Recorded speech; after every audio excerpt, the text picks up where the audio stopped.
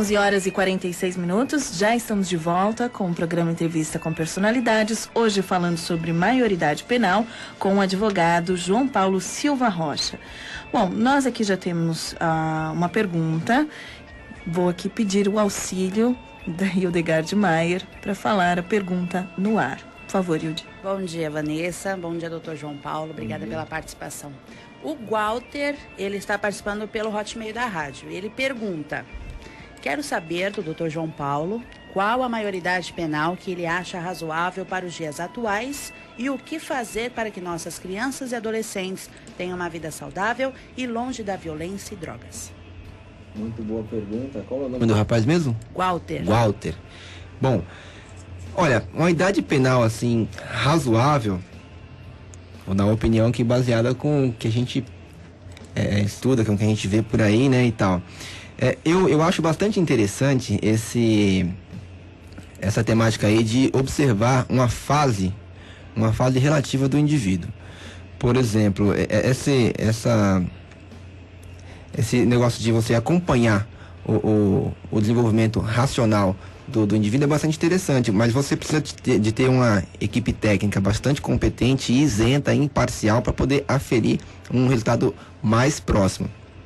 Porque, como a gente rebateu aqui bastante, o fato de você atingir a maturidade emocional e racional num passe de mágica, popularmente falando, fica complicado.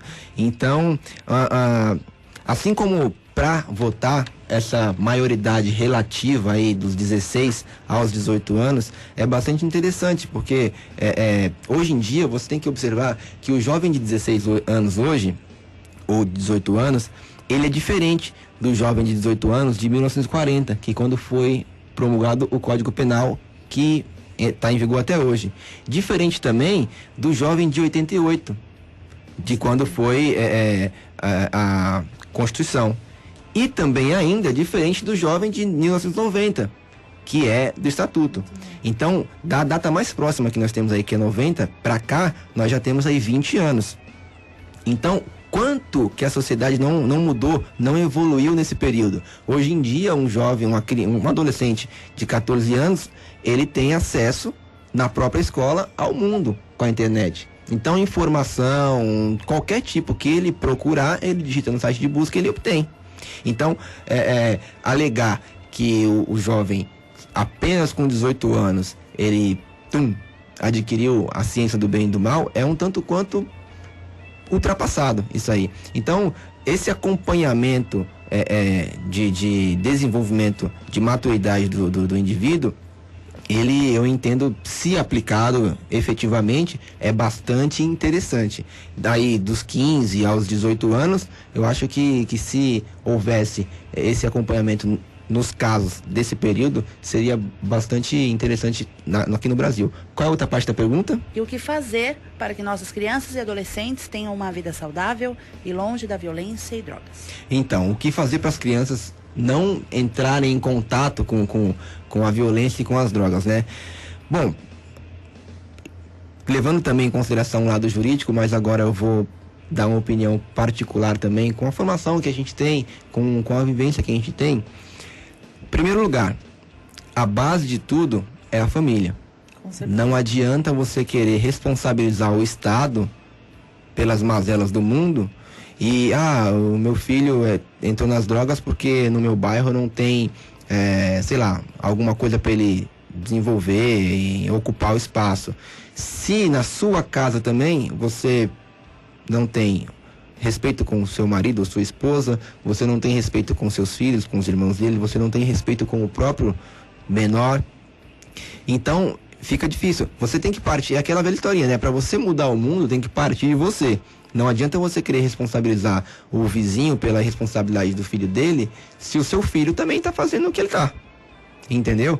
Então, culpar o Estado não tem infraestrutura, a escola não tem isso, não tem aquilo outro, porque tinha que ter uma quadra de futebol aqui na vila para o pessoal jogar bola, é importante, é essencial, sem dúvida.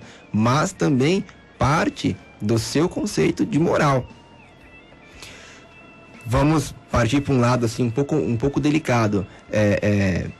Você iniciar a criança pequena, colocar na catequese, para ter uma instrução de religiosidade, ou se não é católico, numa escola dominical evangélica, que seja, qualquer, para ele ter pelo menos um norte religioso, um norte filosófico, para ele saber que ele tem alguma coisa para ser feita, e não é assim, eu saí para o mundo é meu, eu faço o que eu quero, que não é bem assim que as coisas funcionam, né? Então tem que ter uma parceria aí.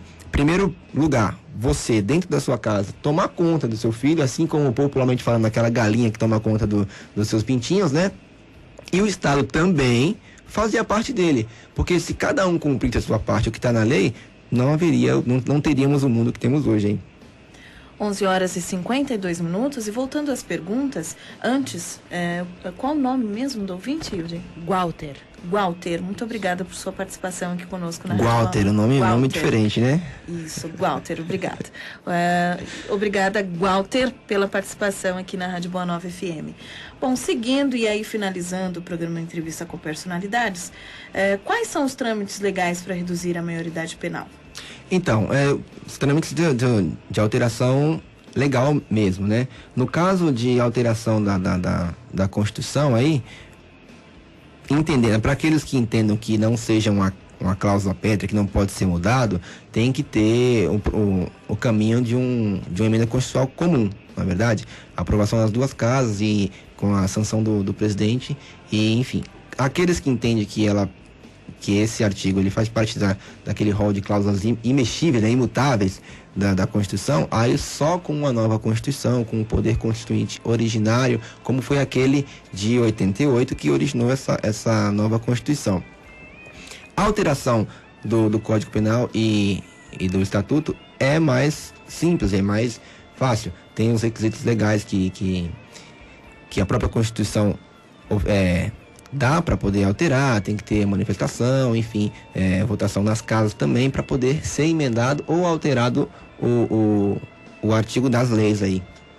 E quando a Câmara dos Deputados votará as propostas de redução de maioridade penal? Olha, como citado bem no comecinho da entrevista aí, o que tem de muito lá é projeto de alteração da legislação.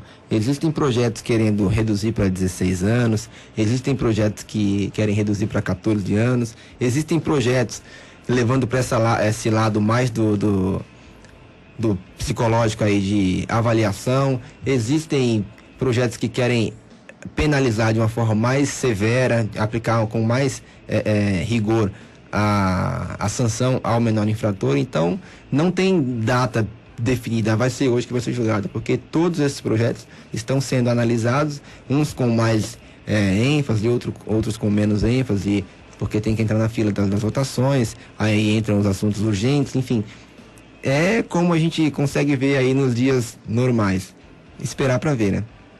11 horas e 54 minutos, então nós vamos encerrando o programa Entrevista com Personalidades, agradecendo desde já a presença do advogado João Paulo Silva Rocha e as suas considerações finais. Bom, muito obrigado pelo convite, pela oportunidade de poder estar aqui esclarecendo um tema bastante conturbado aí, né? Espero que tenha sanado algumas dúvidas ou então passado um pouco mais de conhecimento para a população e, se possível, espero voltar mais vezes para poder abordar novos temas, enfim, dividir cada vez mais conhecimento com o povo aí de Praia Grande e de toda a Baixada. Muito obrigada. Obrigado. E claro que o convite está, não é só convite, né? Mas as portas da Rádio Boa Nova estão abertas. Muito obrigado e até breve, né? Até. A você, querido ouvinte, que esteve conosco até agora, 11 horas e 55 minutos, muito obrigada pelo seu carinho, sua atenção, por sua participação. Você que ficou apenas aí atento a todo o conteúdo hoje aqui mostrado, né? Enfim, todas as dúvidas que foram sanadas, né? E eu tenho certeza que a cada entrevista fica aí um pontinho de interrogação. Então você que gostaria de entrar em contato conosco, mandar a sua pergunta, dar a sua sugestão, sabe que aqui o canal é aberto. Então é só ligar, telefone 3494-2033 ou 34727751. Também tem o e-mail da rádio em que você pode encaminhar a sua sugestão, radioboanova@hotmail.com. Eu fico por aqui mandando aquele grande e forte abraço. Amanhã eu retorno no Jornal Boa Nova Notícias, 8h10, com a nossa companheira Hildegard Maier, ela que está na técnica e sonoplastia e também na apresentação do Jornal Boa Nova Notícia. Um grande abraço, continue conosco.